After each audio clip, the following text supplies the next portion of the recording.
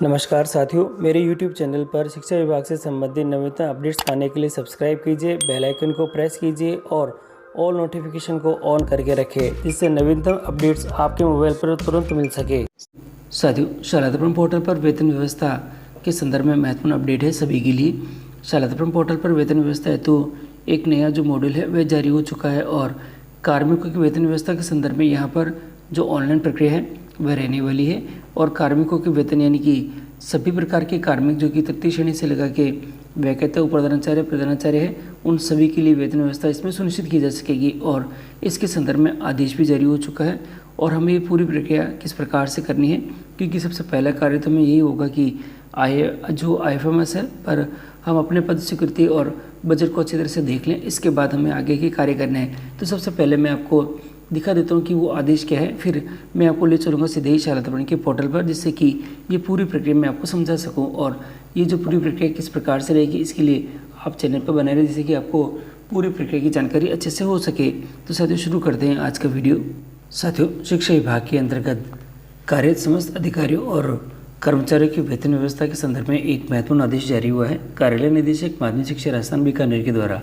और इस आदेश में बताया गया है, स्कूल शिक्षा विभाग के अंतर्गत कार्यरत समस्त अधिकारियों और कर्मचारियों के वेतन व्यवस्था जो पद न होने के कारण अथवा अन्य कारणों से बकाया चल रहे हैं कि ऑनलाइन स्तर में तो नवीन मॉड्यूल लाइव कर दिया गया है और ये मॉड्यूल के अंतर्गत किस प्रकार से आप करेंगे इसकी जानकारी भी मैं आज दूंगा। पहले मैं आपको सभी बिंदुओं के बारे में आपको क्लियर कर देता हूँ। देखिए, सबसे पहला बिंदु है, उक्त मॉड्यूल में सभी आरोहण अधिकारी अपने कार्यालय के पे मैनेजर व IFMS के अनुसार पदों का इंद्राज करते हुए चालू वित्तीय वर्ष में उन पदों के विरुद्ध आरक्षित वेतन की व्यवस्था की प्रविष्टि करना होगा और इसके लिए आपको वेतन की सूचना की प्रविष्टि कर लिया गया होगा और इसके बाद आपको संबंधित आवेदनकर्ता आरोहण वेतन अधिकारी प्रधानाचार्य स्वप्रधान शिक्षक कार्मिक का वेतन आहरण कराया जाना उसकी प्रविष्टि की जाएगी और फॉरवर्ड किया जाएगा।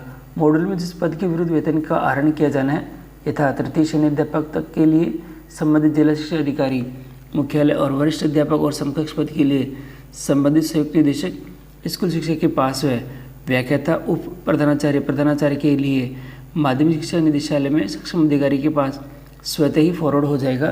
तो आपको जो पूरी प्रक्रिया करने के बाद जैसे आप सबमिट करेंगे तो वह फॉरवर्ड हो जाएगा और मॉड्यूल पर प्रस्ताव प्राप्त होने के पश्चात संबंधित नियुक्ति अधिकारी द्वारा निर्धारित 5 दिवस के समय सीमा में आगामी समस्त कार्रवाई जो की जानी है। अगर 5 कार्य दिवस के में वेतन व्यवस्था के आदेश नियुक्ति अधिकारी द्वारा जारी नहीं किए थे तो संयुक्त निदेशक कार्मिक उन शेष प्रकरणों को अधोहस्ताक्षरकर्ता को प्रस्तुत कर देंगे। और आगे दे रखा है, संबद्ध आवेदनकर्ता आहरण वेतन अधिकारी प्रधानाचार्य जिस तरह आवेदन करेंगे एवं पदानुसार नियुक्ति अधिकारी जिन्हें प्रकरण का निस्तारण करना है किस तरह से ऑनलाइन आवेदन करेंगे कि स्क्रीनशॉट संलग्न कर दिए गए हैं। और साथ ही अब ये जो पूरी प्रक्रिया है वह किस प्रकार से करनी है इसके लिए मैं आपको ले चलता हूँ सीधे ही शाला दर्पण के पोर्टल पर। तो शाला दर्पण पर लॉगिन करने के बाद आप इस पेज पर आ जाएंगे और यहाँ पर बहुत सारे ऑप्शंस आपको दिखाई देंगे। इनमें आपको कार्मिक वाले टैब पर जाना है। देखिए, जो कार्मिक है इस टैब के ऊपर आपको टैप करना है। देखिए, मैंने इसके ऊपर टैप करा है।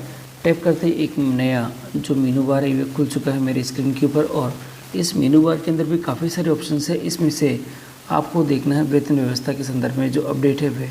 देखिए, ये वेतन व्यवस्था के संदर्भ में जो ऑप्शन दिखाई दे रहा है और इसी ऑप्शन के ऊपर आपको क्लिक करना है। यहाँ पर वेतन व्यवस्था है तो आपके विद्यालय के अधीनस्थ जो कार्मिक हो उनको सर्च कर सकते हैं और स्टाफ ID, एम्प्लॉयमेंट ID और विद्यालय चयन करके इसको कर सकते हैं। इसके लिए आपकी स्क्रीन के ऊपर ये ऑप्शंस दिखाई दे रहे हैं और देखिए यहाँ लिखा हुआ है जो सैलरी अरेंजमेंट स्कूल जो एम्प्लॉय है सर्च और अपडेट सैलरी स्टेटस है 2023-24 के लिए। कार्मिक को आप खोज सकते हैं कार्मिक के NIC ID से, एम्प्लॉयमेंट ID से, विद्यालय NIC ID से और विद्यालय के चयन द्वारा। यहाँ पर पद आपके पास में सभी मिल जाएंगे, विषय भी आप सभी सेलेक्ट कर लें और कार्मिक की जो NIC ID लिखकर आप यहाँ पर इसको कार्मिक को सर्च कर सकते हैं। मैं अभी कार्मिक की जो NIC ID है वह लिखकर इसको सर्च कर देता हूँ। साथियों, विद्यालय की NIC ID लिखने के बाद आपके पास में कार्मिकों की लिस्ट इस प्रकार से स्क्रीन के ऊपर यहाँ पे शो हो जाएगी और आपको कार्मिक को सेलेक्ट करना है। देखिएगा, जो NIC ID है वह सभी कार्मिकों की आपके यहाँ नज़र आ जाएगी और एम्प्लॉयमेंट ID भी होगी, स्कूल का जो नाम है वह दिखाई देगा आपको और उनकी पोस्ट भी आपको यहाँ पे दिखाई देगी। जिस कार्मिक को भी आपको सेलेक्ट करना है तो उसके आगे आप यहाँ पे देखिएगा सेलेक्ट का ऑप्शन आ रखा है, तो जिस कार्मिक की वेतन व्यवस्था आपको करनी है उसको आप यहाँ पर सेलेक्ट कर लें। कार्मिक चयन के उपरांत आपको डिटेल को चेक करनी पड़ेगी। तो सबसे पहले मैं कार्मिक को चयन कर लेता हूँ। साथियों, कार्मिक चयन करने के बाद आपको उनकी डिटेल को अच्छी तरह से चेक कर लेनी है। देखिए, जैसे नाम यहाँ पे आ रखा होगा और जन्म दिनांक, वर्तमान और सभी डिटेल आपके पास भी यहाँ आ रखी है। पहले आप सुनिश्चित हो जाए कि जो यही कार्मिक है या नहीं है। तो अब उसके बाद आपको नीचे कुछ ऑप्शंस आपको देखने को मिलेंगे। जिस मंथ की आपको सैलरी सेलेक्ट करनी है तो साथियों यहाँ से आप उसको सेलेक्ट कर सकेंगे। पोस्ट आप यहाँ से कर सकेंगे, स्कूल आप यहाँ से कर सकेंगे और टिल फर्दर कितना तक है और फिर एक्शन बटन से उसको यहाँ पे ऐड भी कर सकेंगे। तो ये प्रक्रिया रहेगी। अब मैं आपको ऐड करके दिखा देता हूँ। साथियों, सबसे पहले आपको जो माह है वह सेलेक्ट कर लेना है। जिस माह से आपको देखिए तो जिस माह से वेतन की व्यवस्था की जानी है उस महीने को आपको सबसे पहले सेलेक्ट करना पड़ेगा। मंथ के सेलेक्ट का ऑप्शन आपके पास यहाँ मिल जाएगा। पहले उस महीने को आप यहाँ पे सेलेक्ट कर लें। जैसे कि मैं अभी माह सेलेक्ट कर लेता हूँ सबसे पहले, और माह में यहाँ पे देख रहा हूँ जो सितंबर महीना है इसको मैं सेलेक्ट कर लेता हूँ। अब हम यहाँ पर उसका जो पद है वो सेलेक्ट करेंगे। पद का चयन करना होगा जिस पद से वेतन की व्यवस्था की जानी है। कार्मिक के पद, समकक्ष या उच्च पद का चयन हम कर सकते हैं। तो आपको ये थोड़ा सा ध्यान रखना पड़ेगा। तो जो भी पद हम लोग यहाँ पर सेलेक्ट करना चाहते हैं, जैसे कि लेक्चरर फर्स्ट ग्रेड में सेलेक्ट कर लेता हूँ। इसके बाद आपको विद्यालय का चयन करना है और जहाँ से इसकी वेतन की व्यवस्था करनी है।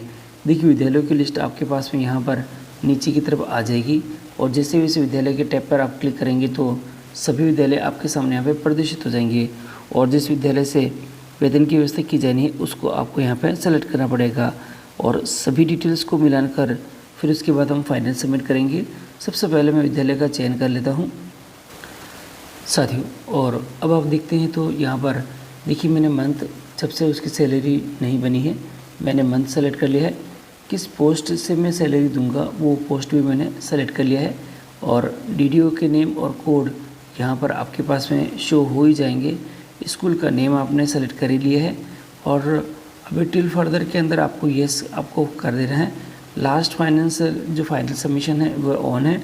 अब आपको यहाँ पर फाइनल सबमिट का जो ऑप्शन है ये दिखाई देगा और इस फाइनल सबमिट के ऑप्शन की सहायता से आपको यहाँ पर इसको फाइनल सबमिट कर देना है, जिससे कि ये जो कार्य है ये आगे की तरफ सबमिट हो जाए।